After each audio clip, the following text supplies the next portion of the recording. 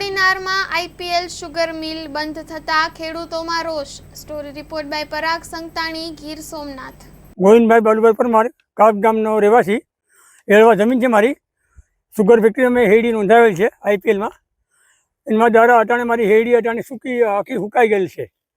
તો હવે એના માટે અમે કન્વર સાહેબને ફોન કર્યો। બે વાર મારે રૂબરૂ મેં ફોન કર્યો કે તમે ભલે અટાણે પડી હેડી તો અમે લેવા માગતા નથી, ના પાડે।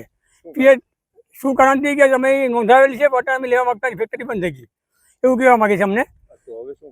તો અટાણે પીએચ ડોડિયાને મેં ફોન કર્યો કે લઈ લે છે પણ ક્યારે લે છે, પણ એની અમને વળતર આપી શકે। અટાણે હેડી અમારી હા સુકાઈ ગયેલી છે। અટાણે એક ખેડૂત છે નુકસાન થયા, અટાણે સમજો 3 થાલ ગયા ખેડૂતના, 3 થાલ ગયા। અટાણે અમારે ટૂંકમાં તમે વળતર આપવા માંગીએ।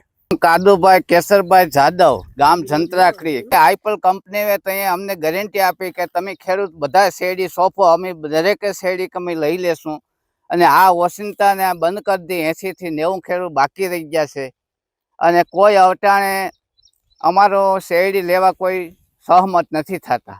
આઈપલમાં રજૂઆત કર્યા છતાં પણ સિલીપભાઈ અમારી શેરડીને બધી સર્વે કરી લીધું, બધી ડોક્યુમેન્ટ બધા પુગાડી દીધા, છતાં પણ એ લોકો પાછા જેમ જેમ વારપડા ખાલી થાય એમ અમારા નામ શેકતા જાય છે।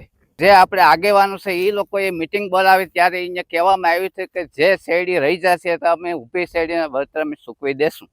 એ આપણે પ્રતાપભાઈ એમડી પીએચ ડોડિયા સાહેબ, એને મિટિંગમાં અમને બધા ખેડૂતોને આશ્વાસન આપ્યું છે કે જે ખેડૂત બાકી રહી જશે એને અમે વળતર ચૂકવી દેશું, પણ અત્યારે અમારે કોઈ પણ વાત સાંભળતું નથી।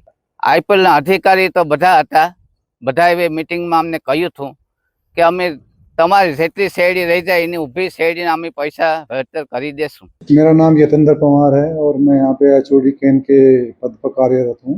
देखिए, हमने शुगर मिल को जो चालू किया था परचेज, हमने 18 जनवरी को हमने स्टार्ट किया था और ये कल 8 अप्रैल को हमने इसका समापन किया है।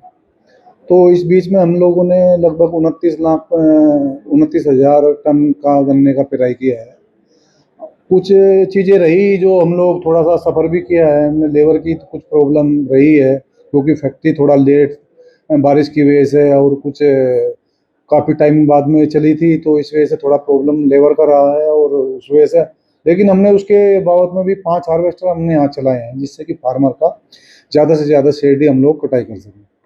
लेकिन जो फार्मर बचे हुए हैं, मैंने अभी अपने स्टाफ की एक मीटिंग बुलाई थी और उनमें मैंने निर्देश भी दे दिए हैं कि जो हमारे कुछ फार्मर बचे हुए भी हैं तो हम उनका एक सर्वे करा रहे हैं और जो हमारी टुकड़ी है और हम टुकड़ी के हमारे जो मुकद्दम हमने वो भी बुला लिए हैं और जो हमारी टुकड़ी के माध्यम से हम लोग जो बचा हुआ हमारे जो फार्मर है तो वो परेशान ना हो और उनका हम इन टुकड़ी के माध्यम से उनका इंतजाम जो है वो अगर जो रावड़े चल रहे हैं उनमें कराएंगे।